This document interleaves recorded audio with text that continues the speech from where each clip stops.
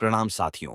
क्या आपको भी यही लगता है कि रामायण सबसे पहले वाल्मीकि जी ने लिखी थी? अगर हाँ, तो फिर ये वीडियो आपके लिए है।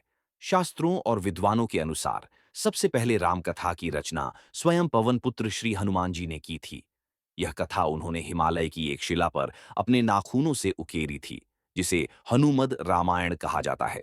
ये राम कथा वाल्मीकि रामायण से भी पहले लिखी गई थी और इसे भगवान श्री राम की महिमा का अत्यंत भावपूर्ण और भक्तिपूर्ण वर्णन माना जाता है। यह घटना उस समय की है जब भगवान श्री राम रावण पर विजय प्राप्त कर अयोध्या लौट आए और राजगद्दी पर विराजमान हो गए थे। उसी समय श्री हनुमान जी हिमालय की ओर चले गए और वहां शिव जी की तपस्या में लीन हो गए।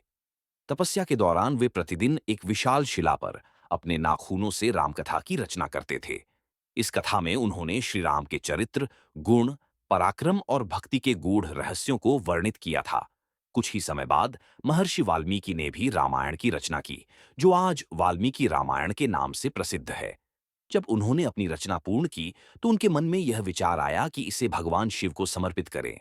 इसीलिए वे अपनी रामायण लेकर कैलाश पर्वत पहुंचे, जहां उनकी भेंट श्री हनुमान जी से हुई।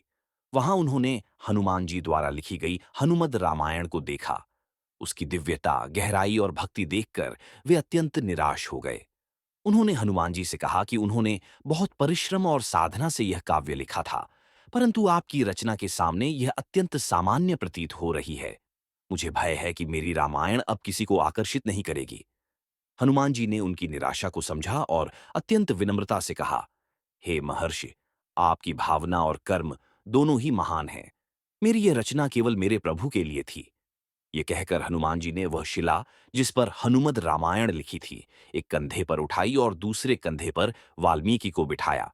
वे समुद्र तट पर पहुंचे और वहीं उस दिव्य शिला को भगवान श्री राम को समर्पित करते हुए समुद्र में विसर्जित कर दिया।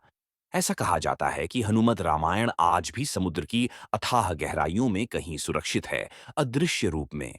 ये कथा न केवल श्री राम के प्रति हनुमान जी की भक्ति का प्रतीक है, बल्कि यह भी दर्शाती है कि सच्चा ज्ञान और प्रेम कभी दिखावे में नहीं होता, बल्कि त्याग और समर्पण में छिपा होता है।